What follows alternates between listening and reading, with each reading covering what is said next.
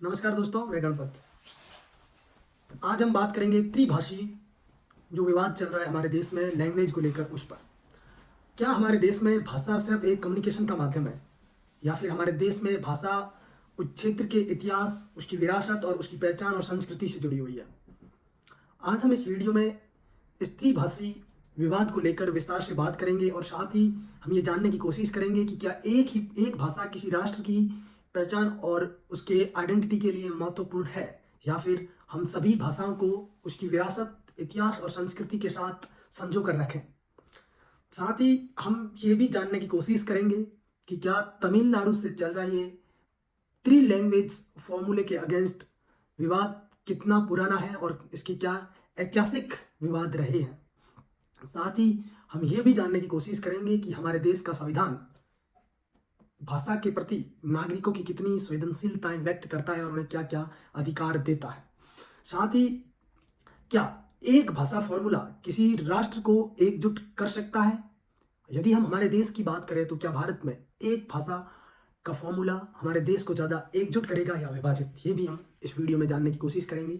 और साथ ही हम ये भी बात करेंगे कि क्या एक भाषा किसी राष्ट्र की तरक्की और उसकी ऐतिहासिक विरासत को संजो के रख सकता है और या किसी भाषा के विरुद्ध किसी और भाषा को बढ़ावा देना उस अन्य भाषा की विरासत को कितना नुकसानदेह कर सकता है। साथ ही हम ये भी जानने की कोशिश करेंगे कि क्या ये भाषाई विवाद है, ये सिर्फ एक राजनीतिक विवाद है या फिर सही में हमारे देश के जुड़ी हुई सांस्कृतिक ऐतिहासिक पहचान को भी बढ़ावा देता है। क्योंकि भारत एक विविधतापूर्ण देश है जहाँ पर लगभग 22 आधिकारिक भाषाएं हैं और 20,000 के आसपास बोलियां बोली जाती है। वहाँ पर एक भाषा को इतना महत्व देना कितना महत्वपूर्ण है और क्या हम एक भाषा के अस्तित्व पर हमारे देश की विविधता को जिंदा रख सकते हैं। इन सभी सवालों का आज हम इस वीडियो में विस्तार से बात करेंगे। आप देख रहे हैं मेरा यूट्यूब चैनल गणपत चौधरी और प्लीज़ मैं आप सभी से ये दरख्वास्त करूंगा कि आप मेरे वीडियो को लाइक करिए, शेयर करिए और हमारे चैनल को सब्सक्राइब करिए और अपने दोस्तों के साथ भी इसे साझा करने का प्रयास करिए। सबसे पहले ये भाषाई विवाद कहाँ से शुरू होता है। यदि हम बहुत पुराने समय में जाएं तो हमें इसका ज़्यादा इतिहास नहीं मिलता है, लेकिन 20वीं सदी की शुरुआत में ही हमारे देश में भाषाई विवाद परस्पर शुरू हो गए थे।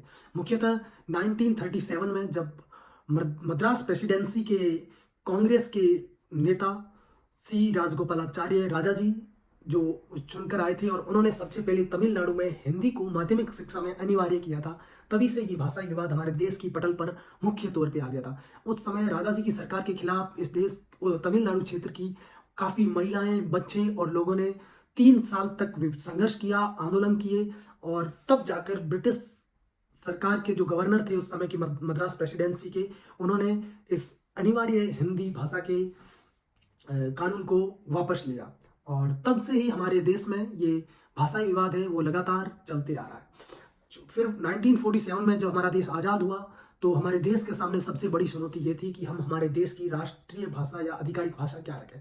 क्योंकि 1947 से पहले हमारे देश में ब्रिटिश हुकूमत थी और उन्होंने अपनी आधिकारिक भाषा के तौर पर अंग्रेजी का इस्तेमाल किया था। तो हमारे देश में ये सबसे बड़ी चुनौती थी कि यहाँ हम अंग्रेजी के साथ ही आगे बढ़े या हम हमारी हिंदी के साथ आगे बढ़े। और उस समय द्रविडियन पॉलिटिक्स का सबसे बड़ा महत्वपूर्ण कदम था या फिर उनका सबसे बड़ा विरोध था कि वो हिंदी को अपनी भाषा नहीं मानते थे। वो कहते थे कि हमारी अपनी भाषा है, तो वो कह रहे थे कि हमारे देश में हमें इंग्लिश को आधिकारिक भाषा के तौर पर लेकर चलना चाहिए। तभी हमारे देश के पहले प्रधानमंत्री नेहरू जी कहते हैं कि हम द्विभाषीय फॉर्मूले के तहत हमारे देश को आगे बढ़ाएंगे और अंग्रेजी को हम 15 साल तक एक आधिकारिक भाषा के रूप में साथ रखकर चलेंगे, संपर्क भाषा के रूप में।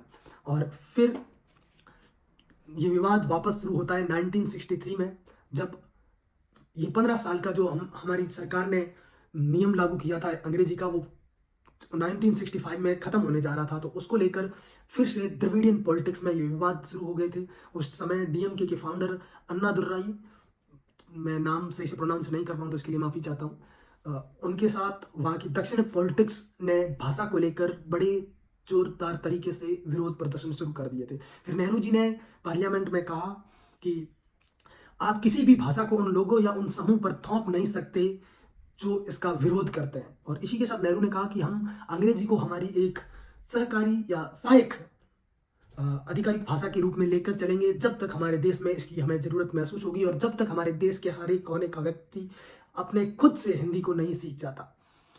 और फिर 1967-8 में भारत में न्यू एजुकेशन पॉलिसी आती है। तो उस एजुकेशन पॉलिसी के तहत पूरे भारत में 3 लैंग्वेज पॉलिसी के तहत एजुकेशन मॉडल को तैयार किया जाता है और ये कहा जाता है कि पूरे देश में हिंदी को कंपलसरी किया जाएगा एजुकेशन सिस्टम में। और उस समय तमिलनाडु में फिर से विरोध प्रदर्शन शुरू होते हैं और वो कहते हैं हमें हमारी अंग्रेजी और तमिली लैंग्वेज से ही एजुकेशन पॉलिसी आगे बढ़ाना है, हमें हिंदी के फॉर्मूले नहीं चाहिए। तो फिर लंबे अरसे के बाद फिर वापस से ये कानून वापस ले लिया जाता है और तमिलनाडु उसी समय से द्विपक्षीय लैंग्वेज फॉर्मूले के तहत काम कर रहा है। आज तक वहाँ पे तमिली और अंग्रेजी के तहत ही एजुकेशन है वो करवाई जा रही है और वो काफ़ी हद तक सक्सेसफुल है।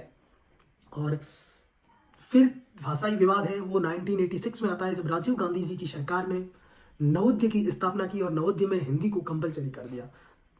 तो राजीव गांधी जी की सरकार हर राज्य में नवोदय विद्यालय खोलना चाहती थी और तमिलनाडु से फिर से विरोध प्रदर्शन शुरू होते हैं और तमिलनाडु के लोग और वहाँ की सरकार और मुख्यतः द्रविडियन पॉलिटिक्स जो है वो कहती है कि हमें हिंदी नहीं चाहिए। इस वजह से आज भी तमिलनाडु भारत का एकमात्र ऐसा राज्य है जहाँ पर एक भी नवोदय स्थापित नहीं है। और फिर ये विवाद है वो 2020 में फिर से शुरू होता है, क्योंकि भारत में न्यू एजुकेशन पॉलिसी के तहत NEP 2020 एक बिल पारित होता है और वो हमारी एजुकेशन में 3 लैंग्वेज के फॉर्मूले को स्थापित करता है। फिर से द्रविडियन पॉलिटिक्स में ये विवाद शुरू हो जाते हैं और वो कहते हैं हमारी द्विभाषीय फॉर्मूला है वो हमें सफलतापूर्वक स्वीकार है और वो चल रहा है, तो हमें तीसरी लैंग्वेज क्यों चाहिए? क्यों द्रविडियन पॉलिटिक्स इतनी हिंदी से डरती है? क्या ये सिर्फ एक राजनीतिक महत्वाकांक्षा है या फिर सही में हिंदी है वो तमिली के लिए खतरनाक साबित हो सकती है? नहीं, ऐसा नहीं है, क्योंकि कोई भी भाषा किसी भी भाषा को खत्म नहीं कर सकती जब तक वो भाषा एक सुचारू रूप से चले, ना कि थोपे हुए नियम से। मेरा ये मानना है कि सरकार को कभी भी किसी भी राज्य पे कोई भी भाषा थोपनी नहीं चाहिए, बल्कि वो एक ऑप्शनल सब्जेक्ट के रूप में रखना चाहिए। यदि वहाँ के लोग पढ़ना चाहें तो वो उनके लिए ओपन रहनी चाहिए। जहाँ तक हम देखें तो द्रविडियन लोग हिंदी का पूर्णतः विरोध करते हैं, ये कदाचित भी सही नहीं है, क्योंकि द्रविडियन लोग तमिली लोग यदि दिल्ली में आके अपनी नौकरी ढूंढना चाह रहे हैं तो उन्हें हिंदी सीखना अनिवार्य है। तो इसलिए एक भाषा का महत्व एक देश में बहुत जरूरी है, जो कम से कम पूरे देश के कम्युनिकेशन का माध्यम रहे। यदि हम वैश्विक पटल पर देखें तो ऐसा नहीं है कि कोई भी देश नहीं है जहाँ एक से ज़्यादा आधिकारिक भाषाएं नहीं है। हम यदि स्विट्जरलैंड का एग्जाम्पल लें तो वहाँ भी 4 ऑफिशियल लैंग्वेज है, जहाँ जर्मन, फ्रेंच, इटालियंस और रोमांस स्विट्जरलैंड है वो 4 आधिकारिक भाषाओं के साथ चलता है। वैसे हम कनाडा का एग्जाम्पल लें तो वहाँ 2 ऑफिशियल लैंग्वेज है, इंग्लिश और फ्रेंच। तो वैसे भी हम हमारे राष्ट्र में भी कुछ अनिवार्य ऑफिशियल लैंग्वेज कर सकते हैं जिसमें हिंदी और अंग्रेजी अभी भी स्थापित है। तो हम किसी पे भी हिंदी या इंग्लिश थोप नहीं सकते, बट हमारे देश की जनता के पास ये ऑप्शन जरूर रहे कि वो हिंदी सीखना चाहे तो सीख सकता है। और ये हमारी सरकार को नया नियम भी लाना चाहिए कि जो 3 लैंग्वेज फॉर्मूला है उसके तहत उत्तर भारत में भी द्रविडियन लैंग्वेज सिखाई जाए। क्यों द्रविडियन लैंग्वेज सिर्फ साउथ में ही है? ये साउथ और नॉर्थ की पॉलिटिक्स के बीच हमारी भाषाएं, सांस्कृतिक और उनके इतिहास और उनकी पहचान को खत्म किया जा रहा है। ये लोग अपने वोट बैंक के लिए हमारे देश की भाषाओं को विभाजित कर रहे हैं। क्यों तमिलनाडु का लोग हिंदी नहीं सीखना चाहते हैं? क्यों आर्यन पॉलिटिक्स के खिलाफ द्रविडियन पॉलिटिक्स हमेशा बोलती रही है? ये बहुत बड़ा सवाल है, क्योंकि यदि हम देखें तो द्रविडियन पॉलिटिक्स है वो डीएमके के इर्द गिर्द घूमती है और डीएमके हमेशा अपने द्रविडियन वोट बैंक को सुनिश्चित करने के लिए ये भाषाई विवाद है वो लंबे अरसे से उठाता रहा है। और वहाँ के लोगों को यदि हिंदी की सीखने की जरूरत होती है तो उन्हें बाहर आके सीखना पड़ता है। तो ऐसे नियम किसी भी क्षेत्र में नहीं होने चाहिए कि वहाँ पे कोई भी व्यक्ति किसी एजुकेशन संबंधित किसी विषय को पढ़ना चाहे तो उसके लिए ऑप्शन जरूर हो, पर केंद्र सरकार उस पर थोप नहीं सकती। ये हमें करना होगा।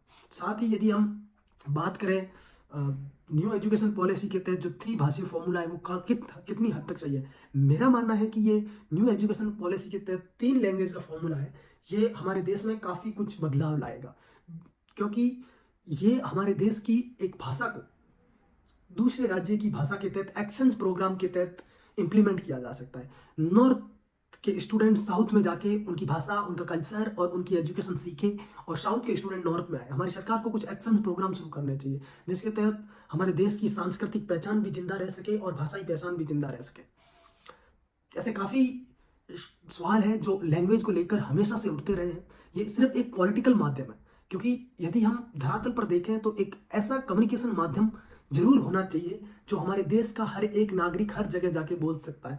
नॉर्थ भारत के काफ़ी राज्यों में इंग्लिश की इतनी अच्छी पकड़ नहीं है, इसलिए उन्हें हिंदी सीखने की ज़रूरत पड़ी और वो हिंदी आज जानते हैं। यदि वो साउथ में जाए तो उन्हें कम से कम एक ऐसी लैंग्वेज मिले जो उनके लिए कम्युनिकेशन का माध्यम बने। तो हमें हिंदी को एक थोपे हुए भाषा के तौर पे नहीं देखते हुए एक कम्युनिकेशन स्किल्स के तौर पे देखते हुए सीखना चाहिए, और ये एक ऑप्शनल सब्जेक्ट के रूप में हमारे हर एक राज्य में होनी चाहिए, ना कि अनिवार्य सब्जेक्ट के रूप में।